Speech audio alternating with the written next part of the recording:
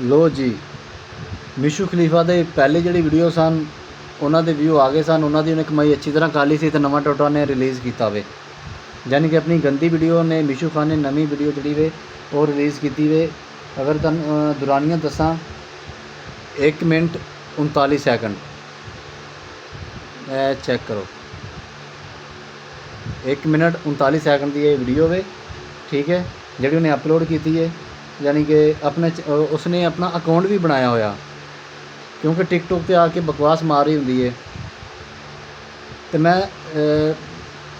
चाहिए वे कि एवें दे जिहड़े अकाउंट ने टिकटॉक ते अगर वाकई साढ़े अदारे इस चीज़ ते नज़र रखते हैं, वाकई इन्हों कोई चीज़ कंट्रोल कर दी है, सोचने वाली गल है कि बाबे खादम हुसैन रिजवी दी, साद रिजवी दी वाइस ला दी जाए या फोटो ला दी जाए तो दस्ती तुहाडा अकाउंट बैन हो जाता है, दस्ती वार्निंग आ जाती है, दस्ती तुहाडी वीडियो रिमूव हो जाती है।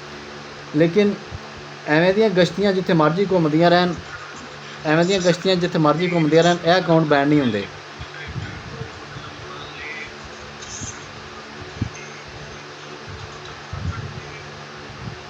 इस तरह के अकाउंट बैन नहीं होंदे। मेरा खुद बसाते मैं खुद गल करां तो मेरे फेसबुक के कई अकाउंट मैं हुण फेसबुक चलानी छड्ड दित्ती। जदों बाबे खादम हुसैन रिजवी की तस्वीर लाई या जो उहदा वॉइस लाया वे, दस्ती ताड़ी आईडी फेसबुक की उड़ जाती है।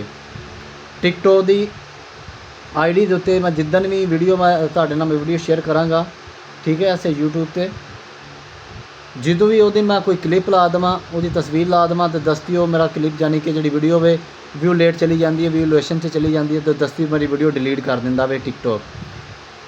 अगर खादम हुसैन रिजवी की या साद रिजवी की वॉइस ला दी है, तस्वीर ला दी है, तो वीडियो डिलीट हो जाती है, अकाउंट डिलीट हो जाता, वार्निंग आ जाती।